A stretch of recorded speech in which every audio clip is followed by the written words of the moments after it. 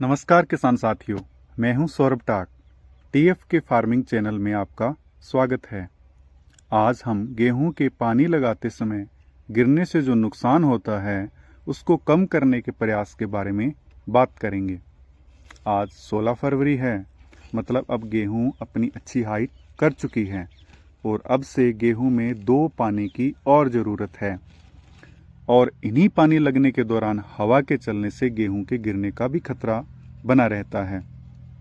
एक बार जब हमारी गेहूं गिर जाती है, पैदावार में कमी भी निश्चित रूप से होती ही होती है, पर हम कुछ सावधानियां ध्यान में रखकर इस नुकसान को कम कर सकते हैं। आइए बात करते हैं कि गेहूं को गिरने से बचाने के लिए हमें क्या क्या जरूरी कदम उठाने की आवश्यकता है। सबसे पहले तो हमें अपनी गेहूं में पानी लगाने से पहले अपने स्मार्टफोन में मौसम वाले एप्लीकेशन से अपने एरिया के मौसम की जानकारी ले लेनी चाहिए।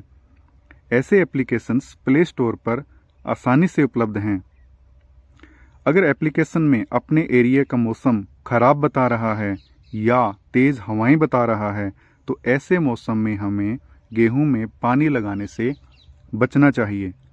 हालांकि हमेशा यह अनुमान सही नहीं जाता है, पर हमें इस बारे में रिस्क नहीं लेना चाहिए। खराब मौसम में सिंचाई नहीं करनी चाहिए।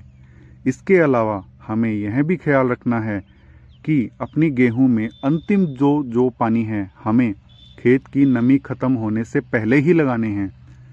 अपनी ज़मीन को सफ़ेद नहीं पड़ने देना है, क्योंकि एक बार जब ज़मीन सूख जाती है तो पौधे की जड़ें भी सिकुड़ जाती हैं और ज़मीन पर अपनी पकड़ अच्छी नहीं बना पाती हैं। इस अवस्था में अगर हम पानी लगाएंगे तो निश्चित ही हल्की सी हवा में ही हमारी गेहूं गिर सकती है। तो हमें यह खास ख्याल रखना है कि हमें ज़मीन को सख्त नहीं होने देना है। ज़मीन के सूखने से पहले ही हमें गेहूं में पानी लगा देना है। इसके अलावा गेहूं गिरने का एक बड़ा कारण है बीज का चुनाव। अगर हम ज़्यादा हाइट वाली गेहूं के बीज का चुनाव करेंगे तो लास्ट में गिरने का खतरा भी उतना ही ज़्यादा रहेगा। इसके अलावा अन्य एक फैक्टर है नाइट्रोजन। कई बार हम गेहूं में ज़्यादा यूरिया का प्रयोग करते हैं और कई बार तो हम 3-3 थैले प्रति बीघा में डाल देते हैं, तो यूरिया ज़्यादा नहीं देनी चाहिए। ज़्यादा यूरिया देने से क्या होता है कि गेहूं के तने में जो गांठें होती हैं, जिनको हम इंटरनॉक बोलते हैं, उनकी दूरी आपस में बढ़ जाती है, तो उससे पौधे की हाइट भी बढ़ जाती है और तना भी बारीक रह जाता है, जिससे कि लास्ट में कमज़ोर तना बाली का वज़न सही से उठा नहीं पाता है और ज़्यादा हाइट की वजह से हल्की सी हवा मिलने से गेहूं गिर जाती है। इसलिए हमें यूरिया का प्रयोग आवश्यकता अनुसार ही करना चाहिए। सिर्फ हरियाली करने के लिए ज़्यादा यूरिया नहीं डालनी चाहिए। इसके अलावा एक अन्य कारण यह भी है कि कई बार किन्हीं कारणों से हम ज़्यादा अगेती बिजाई कर देते हैं। उससे क्या होता है कि गेहूं की बढ़वार अनावश्यक रूप से ही बढ़ जाती है, कि जिससे कि हमें अंत में नुकसान ही उठाना पड़ता है। तो बिजाई समय से पूर्व बिल्कुल न करें। अगर हमारा खेत समय से पूर्व खाली हो गया है तो उसे हम तैयार करके रख सकते हैं, पर अगेती बिजाई से हमें बचना ही चाहिए। गेहूं के गिरने का अन्य एक कारण यह है कि कई किसान भाई पहली सिंचाई बहुत जल्दी कर देते हैं, मसलन 12 से 15 दिन के बीच में ही। बहुत जल्दी पहली सिंचाई से हमें बचना चाहिए। गेहूं कम से कम 25 दिन की तो होनी ही चाहिए। पहली सिंचाई जल्दी करने से नुकसान यह होता है कि गेहूं की मुख्य जो जड़ है वह अच्छे से विकसित ही नहीं हो पाती है और जड़ कमज़ोर रह जाती है। आने वाले समय में यह भूमि पर अच्छे से पकड़ नहीं बना पाएगी और ज़्यादा गहराई में नहीं जा पाएगी, जिस वजह से हमारी गेहूं की फसल के गिरने के चांस ज़्यादा रहेंगे।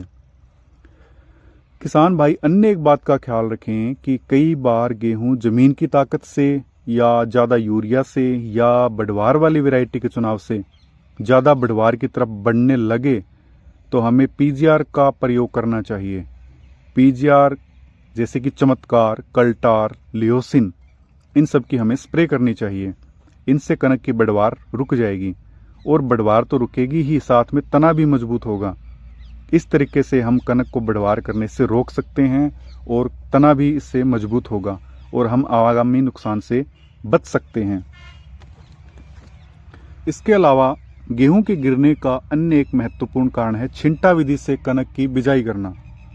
छिंटा विधि से क्या होता है कि कनक का बीज कोई तो 1 सेंटीमीटर ऊपर रह जाता है और कोई बीज 6 सेंटीमीटर नीचे तक चला जाता है, जबकि गेहूं के बीज की सही गहराई रिकमेंड है 4 सेंटीमीटर से 5 सेंटीमीटर, जो कि हम सही जीरो ड्रिल मशीन से ही संभव है।